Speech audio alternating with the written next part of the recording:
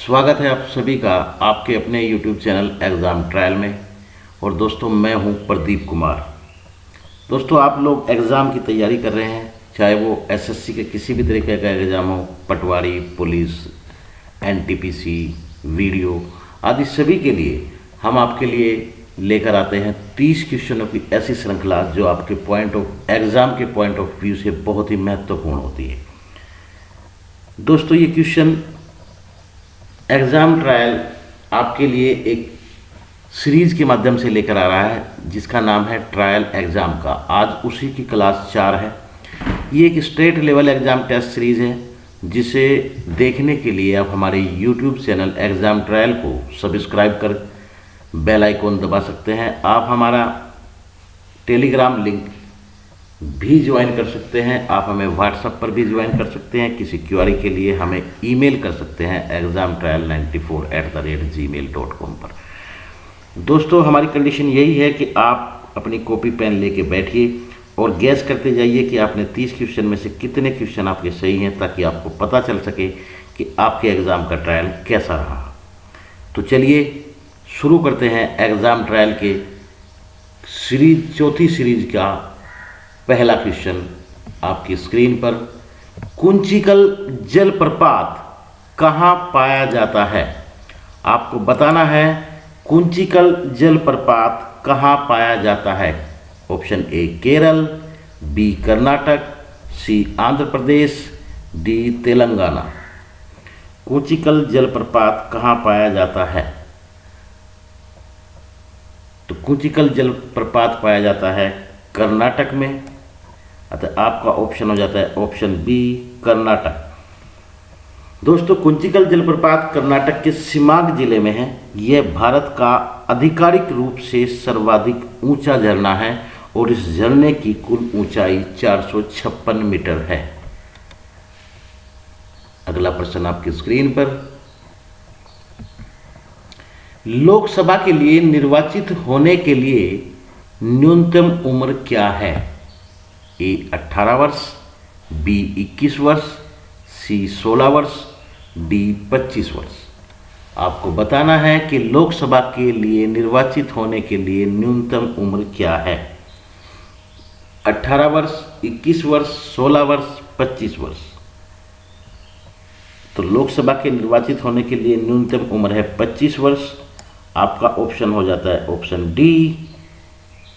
दोस्तों लोकसभा के लिए जहाँ 25 वर्ष आयु निर्धारित की गई है, वहीं राज्यसभा के लिए 30 वर्ष आयु निर्धारित की गई है। अगला प्रश्न आपकी स्क्रीन पर। यूनेस्को का मुख्यालय कहाँ है? मॉस्को, न्यूयॉर्क, लंदन या फिर पेरिस। आपको बताना है यूनेस्को का मुख्यालय कहाँ है। मॉस्को, न्यूयॉर्क, लंदन या फिर पेरिस। तो दोस्तों यूनेस्को का मुख्यालय है पेरिस में और यूनेस्को को कहा जाता है United Nation Educational, Scientific and Cultural Organization. आप समझ गए होंगे कि यूनेस्को का गठन 16 नवंबर 1945 को किया गया था और इसका मुख्यालय फ्रांस की राजधानी पेरिस में है।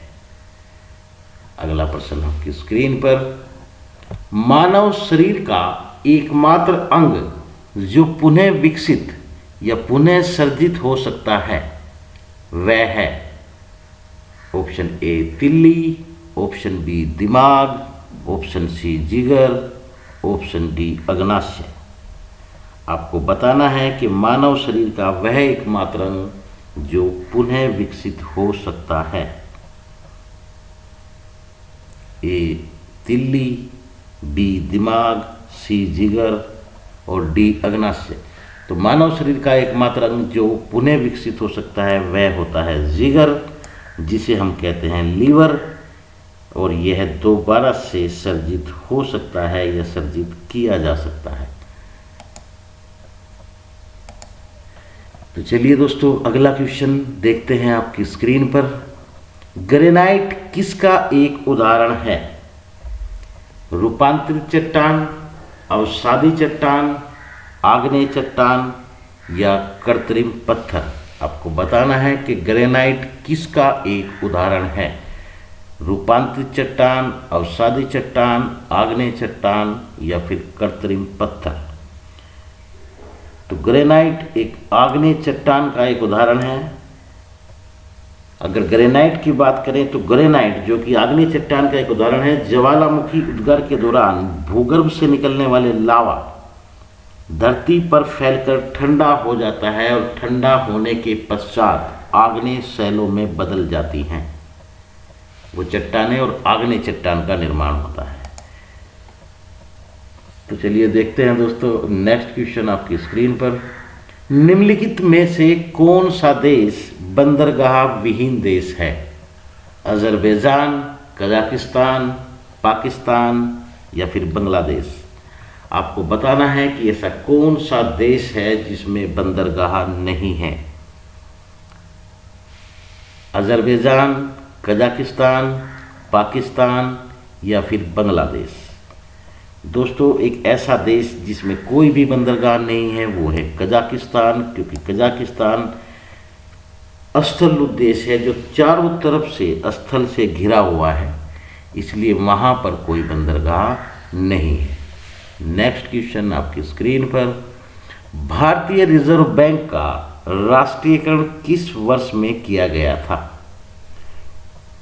1969, 1974, 47, 1949 या फिर 1974। आपको बताना है कि भारतीय रिजर्व बैंक का राष्ट्रीयकरण कब किया गया था? 1969, 1947, 1949 या फिर 1974।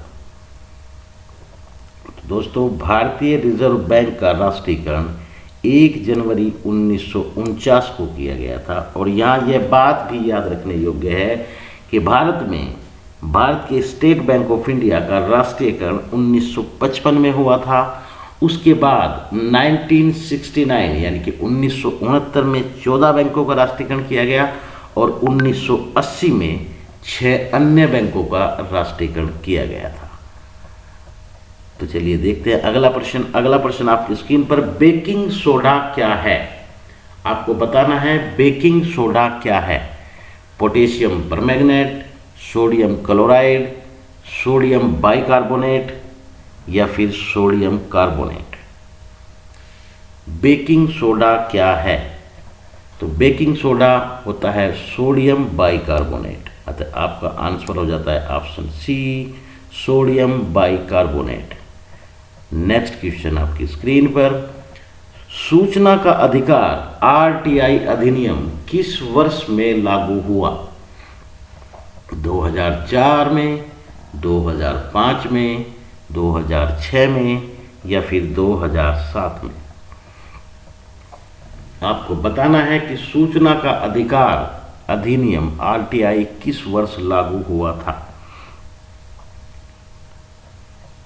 तो दोस्तों सूचना का अधिकार अधिनियम लागू हुआ था 2005 में, जो कि 12 अक्टूबर 2005 को लागू हुआ था। इस कानून के तहत भारत के सभी नागरिकों को सरकारी फाइलों में दर्ज सूचना को देखने और उसे प्राप्त करने का अधिकार मिल जाता है सूचना के अधिकार अधिनियम के तहत। तो चलिए देखते हैं नेक्स्ट क्वेश्चन। भारत सरकार द्वारा रुपये चिन्ह, ये जो चिन्ह बना है रुपये चिन्ह को किस वर्ष में अपनाया गया था? Option A 2009, option B 2010, option C 2011, option D 2012। आपको बताना है कि भारत सरकार द्वारा रुपये चिन्ह को किस वर्ष अपनाया गया था।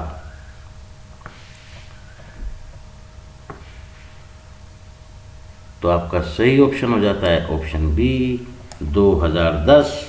यह डिजाइन भारत सरकार द्वारा 15 जुलाई 2010 को सार्वजनिक किया गया था।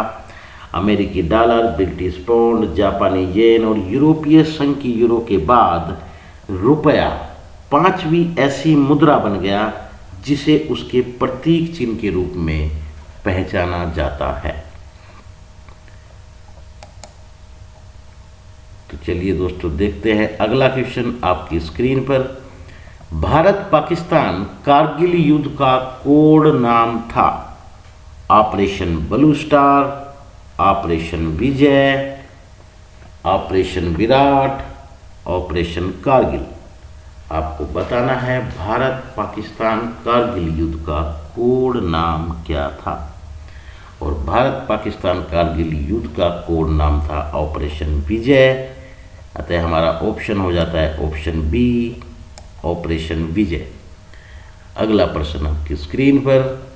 इंटरनेशनल योगा डे कब मनाया जाता है? आपको बताना है कि अंतर्राष्ट्रीय योग दिवस इंटरनेशनल योगा डे कब मनाया जाता है। 21 मार्च, 21 जून, 21 सितंबर या फिर 21 जुलाई। आपका ऑप्शन होता है 21 जून, ऑप्शन बी। 21 जून को अंतर्राष्ट्रीय योग दिवस मनाया जाता है और इसे मनाने की पहल सर्वप्रथम भारत के प्रधानमंत्री नरेंद्र मोदी ने 26 सितंबर 2014 को संयुक्त राष्ट्र महासभा में अपने भाषण के दौरान की थी। अगला प्रश्न आपकी स्क्रीन पर। PSLV से क्या अभिप्राय है? आपको बताना है PSLV से क्या अभिप्राय है। Polar sunlight launch vehicle, option B polar space launch vehicle, option C polar satellite launch vehicle, option D public satellite launch vehicle. आपको बताना है कि PSLV से क्या अभिप्राय है।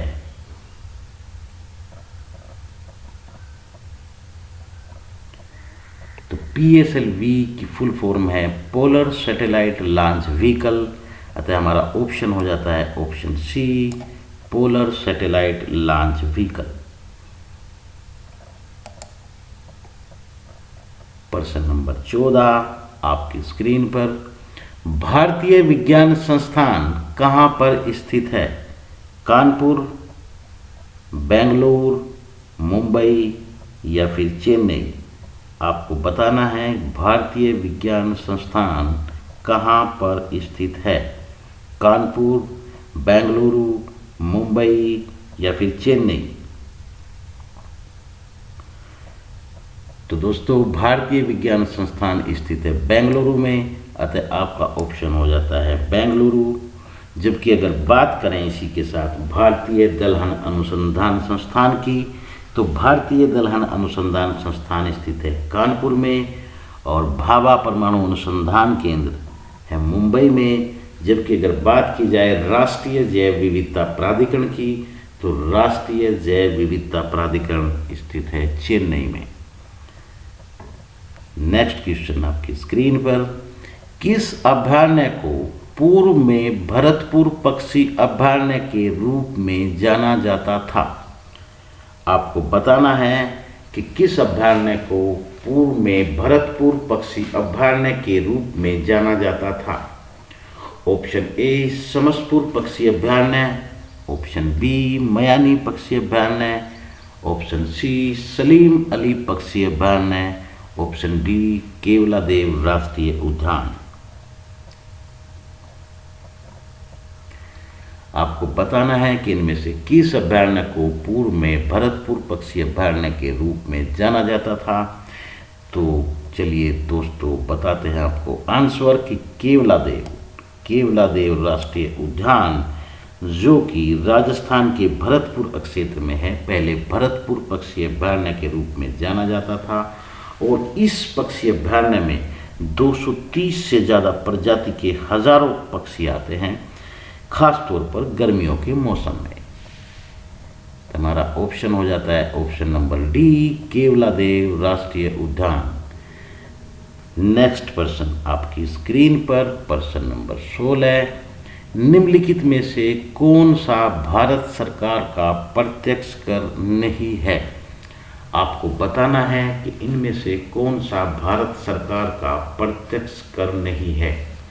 ऑप्शन ए आयकर, ऑप्शन बी सीमा शुल्क, ऑप्शन सी संपत्ति कर, ऑप्शन डी निगम कर। तो निम्न में से कौन भारत का प्रत्यक्ष कर नहीं है? तो सीमा शुल्क भारत सरकार का प्रत्यक्ष कर नहीं होता है। चलिए दोस्तों देखते हैं नेक्स्ट क्वेश्चन आपकी स्क्रीन पर। मानव द्वारा प्रयोग में लाई गई पहला धातु था। आपको बताना है कि मानव द्वारा प्रयोग में लाई गई पहली धातु थी लोहा, तांबा, कांसा या फिर सोना। तो मानव द्वारा प्रयोग में लाई गई पहली धातु थी लोहा, अतः हमारा ऑप्शन हो जाता है option number A. Next question आपकी स्क्रीन पर। किस मंत्रालय ने हाल ही में देश के 15 शहरों में एक साथ बड़ौदा स्टार्टअप बैंकिंग शुरू की है? ऑप्शन ए वित्त मंत्रालय, ऑप्शन बी कारपोरेट मंत्रालय, ऑप्शन सी गृह मंत्रालय, ऑप्शन डी कौशल विकास मंत्रालय। आपको बताना है कि किस मंत्रालय ने हाल ही में देश के 15 शहरों में एक साथ बड़ौदा स्टार्टअप बैंकिंग शुरू की है। और वो मंत्रालय है हमारा वित्त मंत्रालय, अतः हमारा ऑप्शन हो जाता है ऑप्शन ए वित्त मंत्रालय। प्रश्न नंबर 19 आपकी स्क्रीन पर।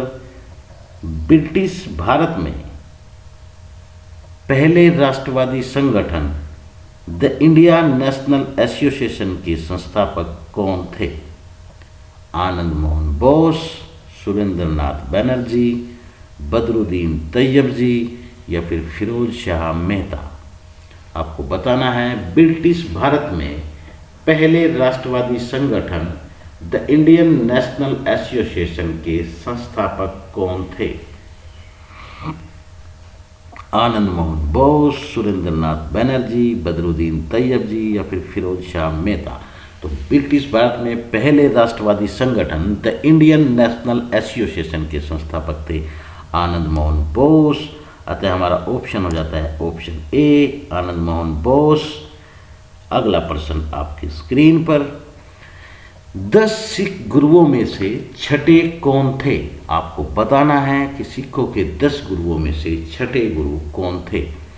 गुरु अर्जुन, ये थोड़ा टाइपिंग मिस्टेक हो गया, गुरु अर्जुन देव, गुरु हरकृष्ण, गुरु रामदास या फिर गुरु हरगोविंद। 10 सिख गुरुओं में से छठे कौन थे?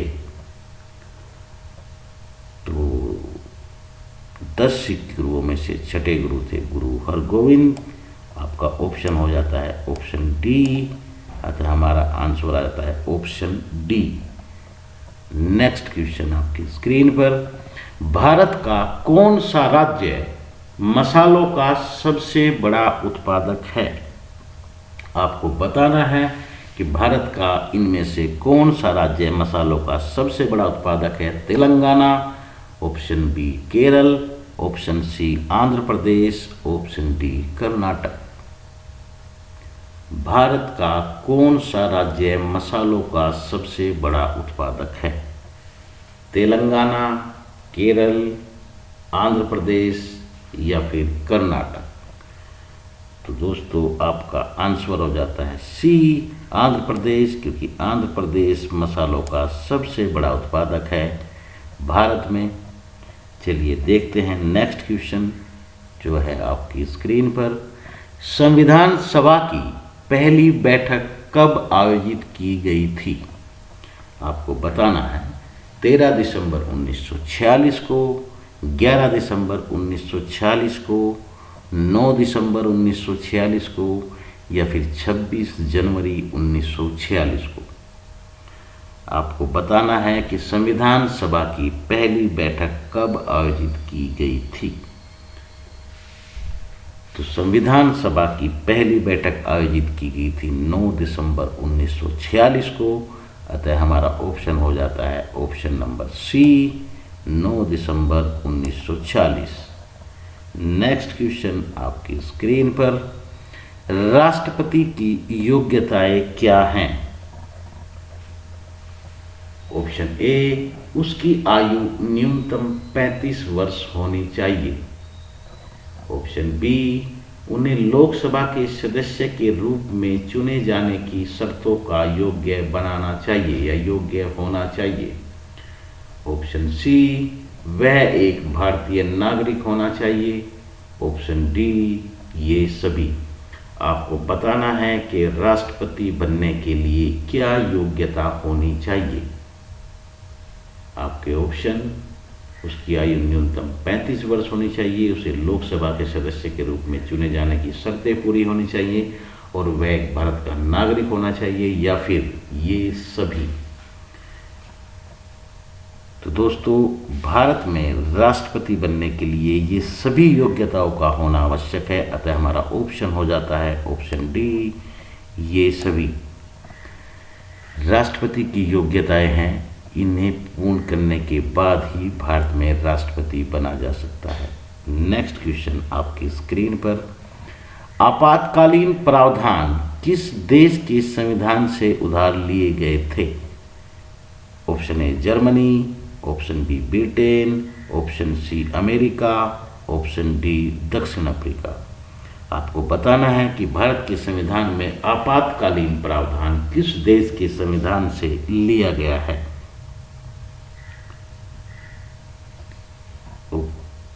दोस्तों, हमारे देश में, हमारे भारत देश के संविधान में अगर आपातकालीन प्रावधान की बात करें तो आपातकालीन प्रावधान जर्मनी के संविधान से लिया गया है, अतः हमारा ऑप्शन हो जाता है option A Germany. Next question आपकी स्क्रीन पर, संसद का सदस्य न होने के बावजूद संसद की कार्रवाई में भाग लेने का अधिकार किसे है। Option A solicitor general, option B attorney general, option C मुख्य चुनाव आयुक्त, ऑप्शन डी महाधिवक्ता। आपको बताना है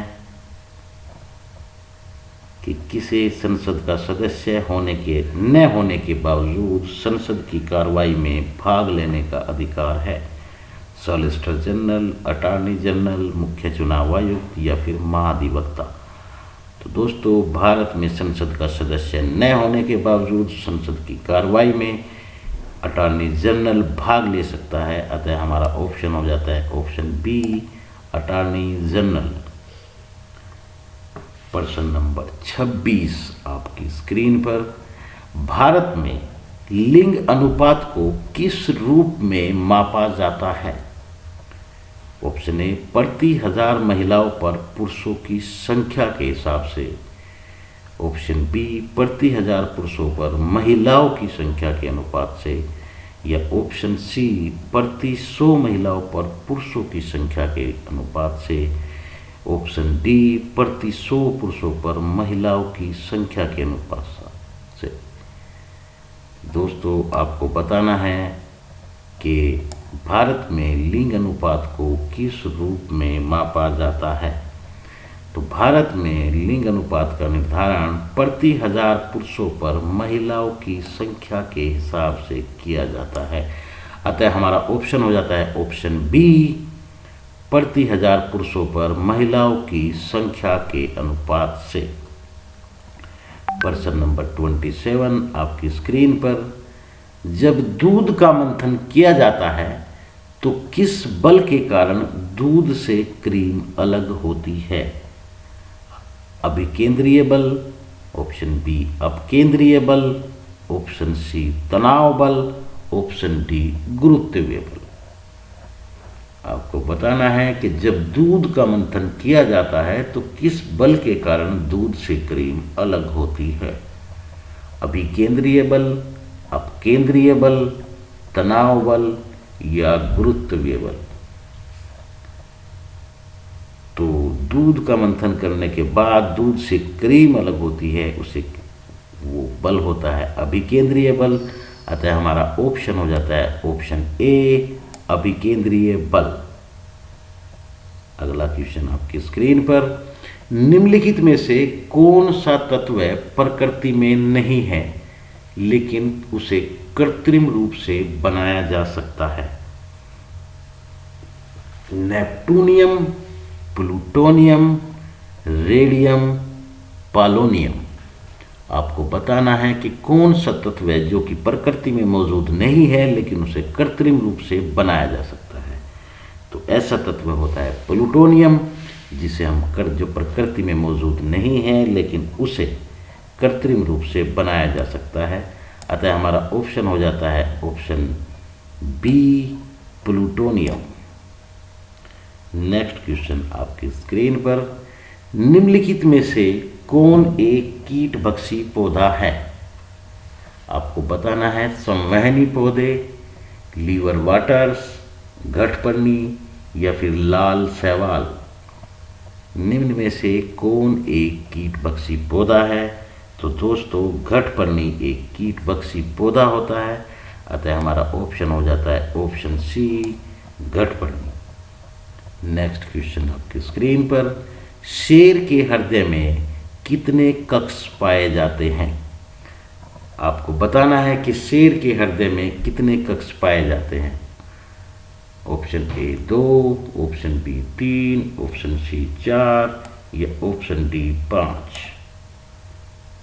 तो शेर के हृदय में 4 कक्ष पाए जाते हैं, अतः हमारा ऑप्शन हो जाता है ऑप्शन सी 4। दोस्तों आज की क्लास हमारी यहीं समाप्त होती है। आज की क्लास के 30 क्वेश्चन पूरे हो गए हैं। जल्दी अगली क्लास में आपसे फिर मुलाकात होगी। दोस्तों आप ट्रायल एग्जाम का के साथ बने रहिए। आप चैनल को सब्सक्राइब और लाइक ज़रूर कीजिएगा। आप हमें कमेंट में अपने जवाब भी लिख सकते हैं। हमें ज़रूर बताइएगा कि आपको हमारी सीरीज़ कैसी लग रही है। स्वच्छ रहिए, स्वस्थ रहिए, सुरक्षित रहिए। इसी के साथ नमस्कार।